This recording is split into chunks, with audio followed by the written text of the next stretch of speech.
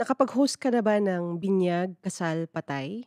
Nakapagbenta ka na ba ng clothes from Taytay? Pag-usapan natin ang mga pinasok naming racket in this new Throwback to the Future Trying Hard podcast episode.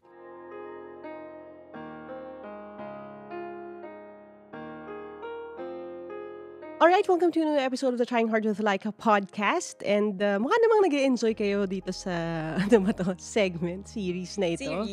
Na Throwback to the Future. Again, working title yon pero mukhang wala na kaming choice. mukhang mapaninindigan na natin yan. Kaya pag-usapan na natin ang mga racket memories namin dito sa podcast na ito. So, na-mention na natin in passing, no, na marami tayong pinasok na racket. Raketera tayo, yes. Oo. Parang, hindi ko naman kinakahiya yun. Actually, I take pride in being a raketera. Pero, I think some people think na pag sinabi nating racket, like glamorous lahat siya. So, I guess it's time for us to like go back to yung mga unang-una. Yes. At pag-usapan yung mga pinasok talaga naming funny na mga, I guess. So, define natin yung racket. Ito ba ay project-based racket?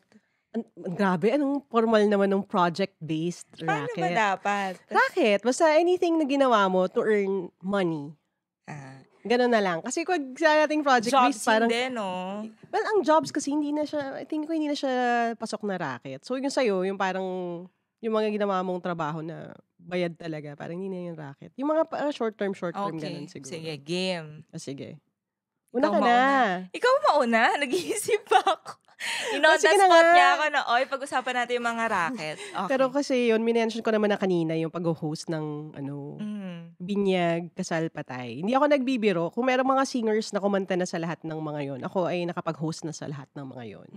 And you may ask na parang, akala ko ba may social anxiety ka, bulol ka, nahihirapan ka magsalita, bakit mo pinasok yun? Actually, one of the reasons why pinasok ko yun is precisely because I struggle with speaking and I wanted more experience. So, nagsimula tayo sa mga libreng gig. Yes. Yeah, ganun naman talaga yun. So, yung mga gusto rin mag-improve dyan, ganun, just keep saying yes. So, mag-host ng mga events sa church. Doon siya nagsimula eh. Yung tandem namin ni Thea.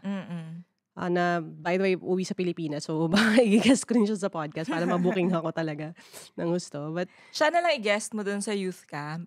Sige. I-guest ko siya sa youth camp. Worst camp ever. Experience. Yeah, para mapagbangga yung experience niya ka-experience ko. Yes. Kasi they are vastly different. But anyway, so nagsimula sa church events, youth events, mga Bible study, ganyan-ganyan. So, doon ka mag-host. Kasi eventually, pag meron ng mga ganap, yun, may mga times na naaabutan na. So, I remember, isa sa mga una was, ang dad ko ang mag-officiate ng binyag. Tapos, siya mag-officiate. Tapos parang hindi naman siya masyadong organized yung ganap. So, anong nangyari dahil nga anak ka ng pastor, alam na mga PK yan, so wala kang choice. So, parang na-push pa ako na, okay, napilit na, okay, sige, ako na mag-host. Walang program lang anything, but sige, ang mantra ko naman in life is if may gagawin ng maigi. So, yun, I just did what I could to prepare. Tapos, sige na, sumalang kami. So, naitawid yun. Tapos, nanganak yun ng multiple na mga cases ng hindi literal na nanganak ha, pero yung mga sumunod na nabinyagan, ganun. Sige, ikaw na mag-host. Tapos, I remember yung first parang paid gig was dedication ng isang business. Yeah. So, my dad was also going to be part of the ceremony, yung blessing. Tapos, yun, parang natuwa yung tita na may-ari nung nung business. Tapos, binigyan niya ako ng sobre. So, how much yung first pay mo dyan sa gig na yan? If I remember correctly, it was 300 pesos. What? Yeah. Medyo mataas na yun at that time, ha? Anong year yan? 2008, ganun. 2007, mga ganun. Mataas na yun sa akin noong time na yun. Ay, time niya. Hindi pala. Mali. 2006, mga ganun. 2006, 2005. Ilang taon ka nun? Mga... Huwag natin pwede sabihin kasi malalaman nila yung edad ko. Sige. Ako na lang magko-compute. Actually, gusto ko nga sabihin yung edad ko eh. Sabi ni Madam Z, secret lang muna. Oo, i-guess i-guess nyo na lang. bakit naman hindi. Pero yeah, I was quite young then. So yun, 300 sa house blessing. Pero yan, na-experience ko na lahat. Binyag, kasal, Yung kasal kasi meron na ako nung ano na yun, nagsa-start na kami na parang, events company ng mga friends ko from church din, sila Mm. Lalin. So, nakapag-host ako ng debut, na kami rin nag-organize ng, retirement party, na kami rin nag-organize, kasal, na kami rin nag-organize. But yun, may horror story ako sa kasal pero ipabalik ko muna sa'yo. Ikaw? Siguro sige, i-same ko muna. Kasi isa Mm. talaga sa mga pinakauna kong gig ay pag-host. Oo. Bilang Madaldal. church kid. Okay. Tapos, at madaldal na rin. Tapos yun nga, syempre, Ano? kapag Mm. sa pagbatang church ka, Mm. mahahasa ka talaga sa pagsasalita. Tapos minsan, walang gustong humawak ng mic. And tinry ko rin talaga na maging part ng music ministry. Na So, maging songerist ka? songerist. But, Okay. Sample ayun. na. Sample. Eto nga, pinipilit nila na lang akong mag-bass. Bass guitar. Bass guitar na lang daw ako sa music team. Mm. Basta ganun. So, ang naging running joke na hindi ako pwede sa music ministry at kailangan nang ipasa ang mic sa mas bata ni Papa Roddy. Okay. So, kailangan nang mag-host sa hindi pala sa kasal pa nun. Kailangan nang mag-host dun sa mga camp, yung mga EGR na tinatawag, ganyan. Kasi syempre, inaantok na yung mga delegates. Tapos, Ikaw pinag-host. ako pinag-host. May bayad naman yun. Love gift. Okay. Magkano? Huwag na natin sabihin. Baka masyok sila na abonado pa ako sa damit, sa transportation, tapos magme-merienda pa ako bilang gutumin. So, yun yung isa sa mga una kong racket. Pero yung talagang official, actually nung high school, nag-host din ako, pero wala rin yung bayad. Pero yung official, na talagang kahit papaano may lagay. May lagay. Ay, in-invite ako nung isang family friend namin sa birthday ng anak niya. Tapos nagulat na lang ako na bigla niya ako inabutan ng sobre. Tapos pagbukas ko, ang laman ay 3K. Oh, wow! Tapos, syempre nung time, ang laki nung 3K. Until now naman. Yeah. Pero syempre, ano ba, generous? Wala kasi wala pang rate card, whatever. Yes. No? Parang masaya ka na lang na, pinagkatiwalaan akong mabigyan ng... Opportunity lang siya talaga to do that. To do what you want to do. Not Oo. necessarily to get paid. Tsaka experience, ganyan. Meron na rin, na-try ko rin yung sa kasal. Kasi yun nga, usually kapag sa church, kinukuha yung buong church team, yung nag-handle ng events. Tapos para tipid, isa sa inyo kayo yung na rin kukunin. yung, Pero yung libing, hindi naman. Hindi ko naman na-try. Pinaka-awkward yung libing. Tsaka burol. Kasi solemn siya. And one thing I learned sa experience ko is it's easier kung hindi mo kilala yung namatay. Yes, of Ganun course. lang siya. Oo. Na parang, after ko na-experience na kilala ko yung namatay, ayoko na ng yung kilala ko yung namatay. Kasi hindi ko siya kaya. Pero yung mga hindi mo masyadong kilala or lolo naman yung ganyan, yun, kaya kong maitawid yun. Walang problema. Pero yung mga kilala, hindi ko na, wala na. Hayaan nyo na lang ako umiyak pag gusto kong maten sa patay. Yeah.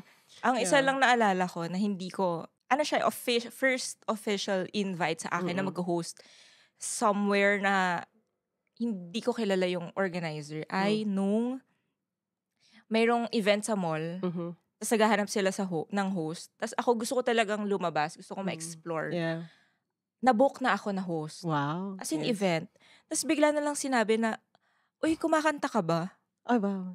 Kasi yung ibang hosts kumakanta mas preferred ng ibang organizers na yung host, yung mag-i-intermission number. Oo. Kahit nag-voice lesson po ako, hindi po pang mall show ang boses ko. By the way, yun, di ko trivia nakuha. kasi yung natin, puputok yung boses. Pero yung trivia lang na pareho pala kami nag-voice lessons. Put it on paper. Scholar pa ako nun. Pero kung makakarinig kayo ng sample, hindi nyo na malalaman yun. Pero yeah, pareho pala tayo nag-voice lessons, no? Yes. Officially. Anyway. Second racket. Well, ikwento ko muna yung sa kasal. Okay. Sa kasal, again, pag team ko yung nag-organize, wala namang problema. Pero yung may one time na nakatend ako ng kasal, so singit ko na lang din dito. Kasi hindi ko naman alam kung magkakasal memes tayo kasi medyo hindi naman natin hindi masyadong relatable yun. Pero yung may time na nag-host ako ng kasal. Tapos ang usapan, kasi iba yung nag-organize ng kasal. Tapos I got that gig naman kasi referral lang din. But yung nag-organize ng kasal ay hindi organized. So, disorganizer. Oo, disorganizer. Saan kayo nakakita sila yung organizer ko nung kasal, tapos nauna silang kumain sa reception. May maraming ganyan, Pero bawal yun. And I mean, hindi yun ng kalakaran. Yung, ano ba, yung wala pa pero yung dumating sila sa venue ng reception, wala pa yung kinasal, wala pa yung entourage. Kakain na sila. Tapos tinatanong, anong ETA, hindi nila alam. Wala silang prepared na program. Ito ang usapan kasi dyan kapag host ka, tapos merong organizer, usually yan, nakalatag na rin yung on their end, na at least meron akong invitation ng kasal, di ba kung ikaw ang host. Tapos mag-uusapan ninyo kung sinong gagawa ng program, tsaka kung meron mga script yan. Tapos, nung time na yun, dahil fill-in na host ako, ang idea nun, kapag fill-in ka, ibig sabihin, host ka lang talaga, yung program, yung invitation, at syempre yung trabaho na kausapin yung mga involved doon sa program, labas na ako doon, hindi ba? So, ang gagamitin mo doon pag ganun is yung general template ng kasal. So, ang general template ng reception ng kasal would be, di ba, yung may entrance yung kinasal, tapos may subuan ng cake, merong toast, ganyan. Tapos the thing is, just in case yung kakasal dyan, ang best man kasi nagsasalita for the toast. At syempre may toast, di ba? Usually. Pero usually may toast. Usually, yun ang normal. Pero again nga, kasi pag hindi na pag-usapan, hindi yun kasama, ang saved settings would be yung default, which is meron. Tapos tinanong ko pa, so may toast ba? Kasi meron namang program flow na supposedly approved. Okay, yan, ganyan. Tapos wala. Una sa lahat, hindi nila sinabihan yung mga magsasalita. So, parang gulat na gulat yung mga tao na, magto-toast pala sila. Tapos walang wine glass, walang ito-toast, basically. So, paano sila magto-toast? Di ba meron yun yung picture yung mag-asawa na magkapulupot yung arms nila? Nag-scramble na anong mangyayari during that time. Tapos yun nga, yung best man, hindi naman prepared ng speech. So, hindi niya alam kung yung sasabihin niya. So, tawid-tawid talagang, joke-joke at singit-singit na lang na para mabuo yung thought. So, pero naitawid naman. Pero ang pinaka-inis ako doon is the fact na sila yung paid to do that. Tapos ang nangyari was, it was me and some other friends of the bride na sumalo doon sa task na mag-organize ng mga bagay na yun. At hanapin yung mga kailangan hanapin. Yung kalapate, yung ganyan. Hindi naman namin trabaho yun. Ang trabaho yun dapat ng organizer. So, yeah, kaya kung kukuha kayo ng mga ganyan, siguraduhin yung mahusay yung team kasi talagang kawawa naman yung ikakasal. Buti na lang, medyo hindi naman nila na-feel na ganun yung nangyari. Tapos medyo masama ang loob ko doon. Parang, nakaupo lang tong dalawang to, tapos kumakain lang sila na parang bisita sila. Tapos syempre dahil organizer sila, mas malaki yung kita nila kaysa sa akin kasi host lang din ako. Yeah, wala lang, share ko lang. But yun. So yun yung iba sa mga racket. By the way, singit na rin natin dahil kasal ang pinag-uusapan. Nakatugtog na rin ako sa kasal. Multiple na mga kasals. Yeah, so may... So, yan na ba yung second racket mo? I guess so. Yeah. So, me and my friends, si Kiko, yan, si Apple, minsan, nakuha kami na tumutugtog sa kasal. Tapos, ang funny story doon is, maliban pa doon sa, hindi mo talaga alam kung may sobre ka o wala eh. Pag ganun. Lalo na kung friend of a friend, ganun. Parang, pero happy na rin, ganyan.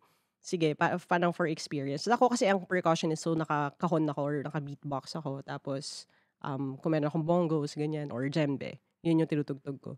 So, may isang kasal na, hindi to, nakakatawa tong part na to kasi, ang kanta lang nila na gusto for the entourage, ay God gave me you.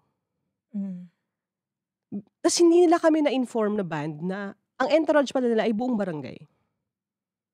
So, kinanta namin or tinugtog namin yung God Gave Me You na I think mga 10 to 15 times. So, 30 minutes yung entourage? Ang tagal talaga. O baka feeling ko lang na gano'n siya kahaba. Pero yung, ang dami talagang tao. As in, I think 10 or 12 yung pairs ng sponsors. Mabilis lang yun. 1 minute lang naman pasok. Basta ang tagal namin tinugtog yung God Gave Me You. Mga baka 10 times siguro dun sa buong kasal na yun. Pero basically, yun lang yung gusto nilang kasal. Tapos tatanong na namin sila, marami namang ibang mga kanta. Hindi, ganun talaga. Pag gusto ng couple Oo nga, I know. Pero ibig sabihin, kasi dahil diba, ibig sabihin, ito na lang bang kanta, literal na to, paulit-ulit, for everything, na parang pati, Wag ka muna kumontra. Oo. Aminin natin, may roster yan. Kapag string quartet kayo or banda kayo, hindi yun usually isang song. Like, hindi yun usually isang song. Usually, may special song for the bride, may song for the entourage, may song yan for their entrance, for their exit. Like, maraming mga ibang variation yan. Tsaka usually, at least mga 4 to 5 songs yan na pwede ninyong pagpilian. So, pag natapos na isang kanta, pwede ninyong palitan. Pero yun, adamant sila na basta lahat ng maglalakad, lahat ng marches, yun din kanta na yun.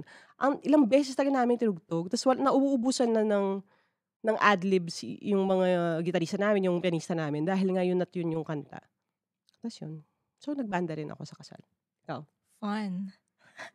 Okay lang. Kasi ewan ko, meron din naman ako mga natenda na kasal na paulit-ulit lang sila. Pero depende lang talaga siya sa gusto. Kung preference mo, iba-ibang songs. Pero sabagay, pero kung trip naman... Ang weird din kasi talaga na for everything, dun sa buong kasal na yun, it was that one song. Malay mo naman, hindi kasi nga Aldab season yan eh. Oo, yun talaga. Ang dami nga talagang God Gave pero Me yung theme song. Ang daming kanta.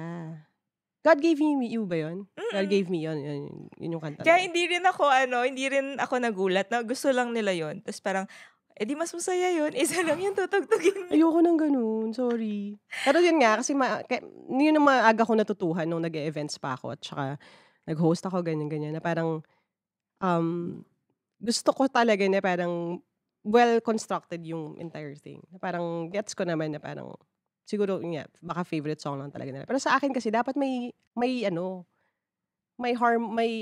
dynamics, may ebbs and flow ang program. Kung gano'n karami kasi yung memories nila sa God Gave Me You, yun na yung dynamic. Ang dami talaga. Pero sa utak lang nila. Ilang beses so, talaga ibigay na lang natin sa kanila. Pero yan. Kasi okay lang talaga yun. Kasi kung gusto nga ng couple. Iba dapat yung, basta, anyway. Wala naman akong magagawa. Ako next racket ay magbenta ng damit. Okay. Na galing sa Tiangge, sa Taytay. Oh. So, dati wala pang marketplace sa Facebook. Meron lang yung sulit.com.ph. Tapos basta ibang online selling platform siya. Tapos, OLX pa? OLX. Tapos naging sulit. Yeah. Grabe ang tanda na. Hindi ako bumibili ng clay kasi dati. Oh. Anyway, go. Anyway, gusto ko rumakit ng pagbebenta ng damit. Kasi gusto ko ng extra money for damit din. Kasi mahilig ako bumili ng damit.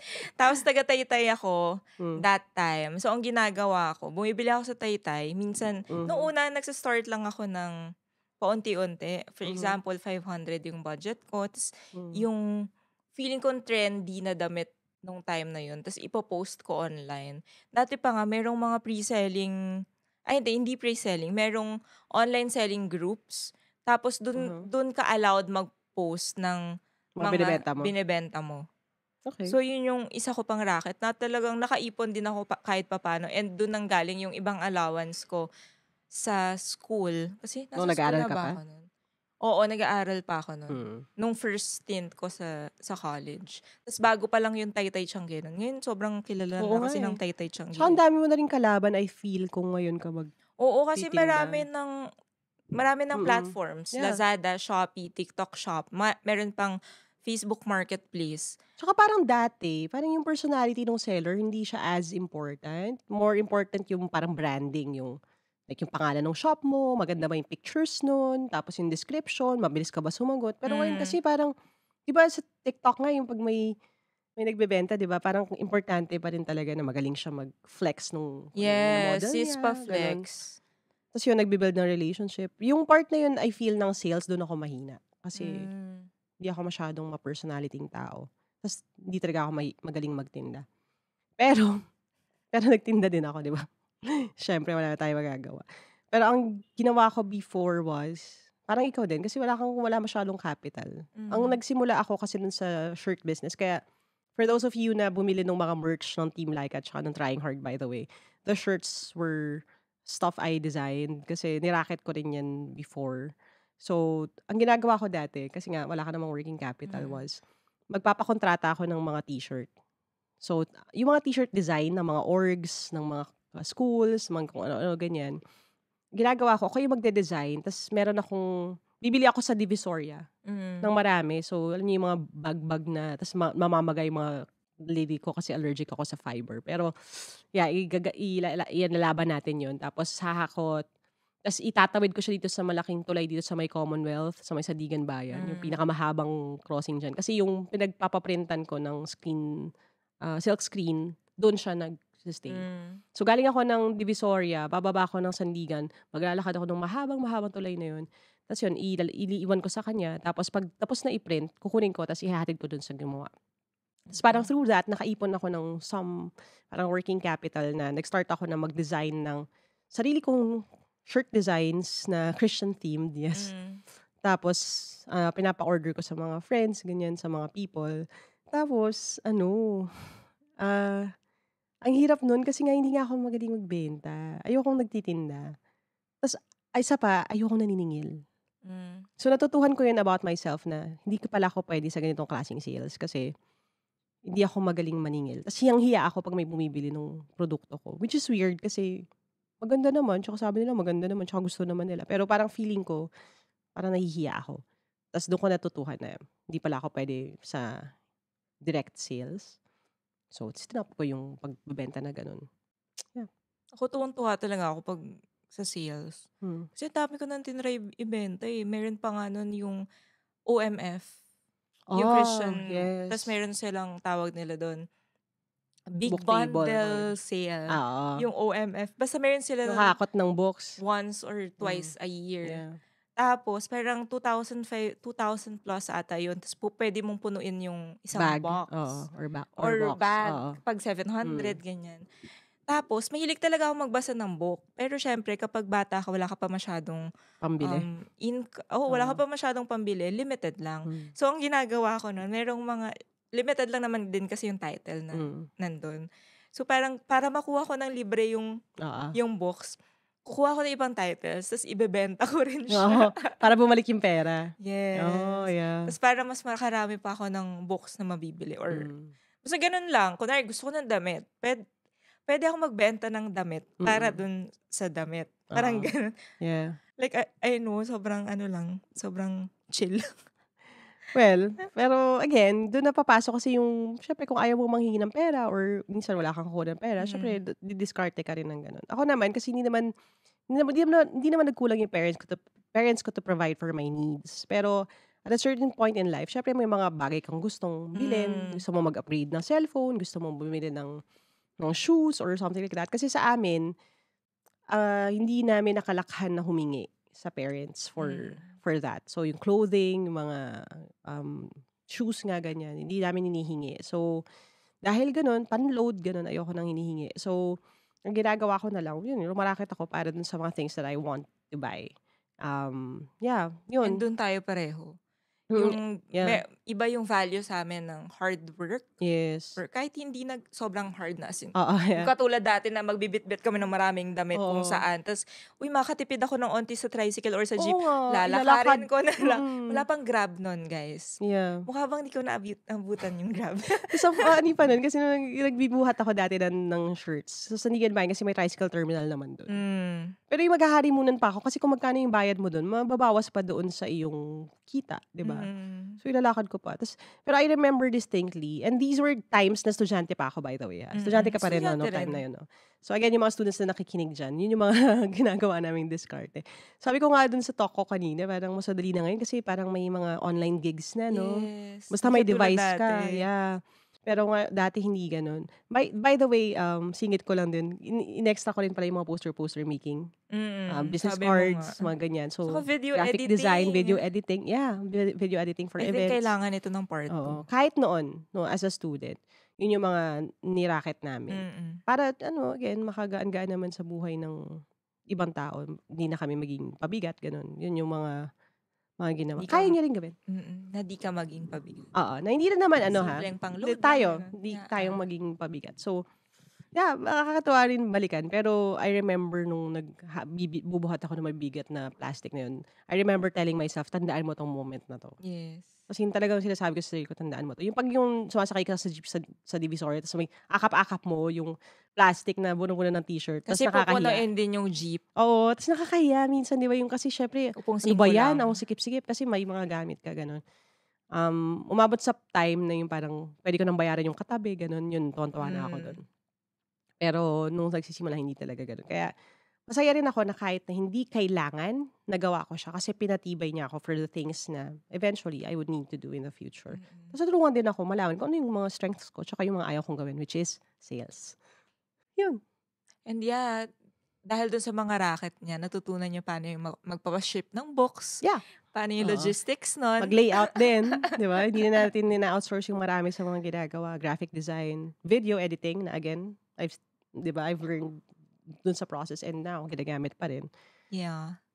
Nakakatuwa. And yung hosting, kasi hanggang ngayon, di ba? Kung hindi ngayon, host na siya ng Knowledge Channel. Yes, nakakatuwa. And I was looking through the pictures din, di ba? YouTube AdSense, may mga ganun. YouTube events, Google events, kahit papaano, di ba? May mga experience na kahit na I know I could do better pa. Maybe in the future, we could even explore that. So, happy na rin. Nakakatuwa.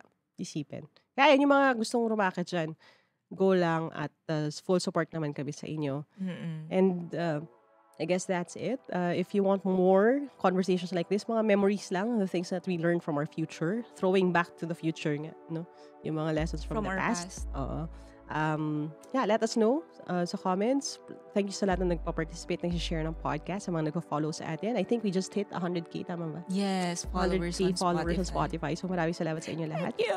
At sa ratings ninyo, we appreciate that. And yan muna for now. Don't forget to follow the podcast. Follow us on YouTube. Sa ating YouTube channel. Subscribe. And we'll see you next time. Dream big, work hard, start now, and don't let anyone who calls you a try hard keep you from trying hard. Keep trying, guys. We'll see you next time. Bye. Bye.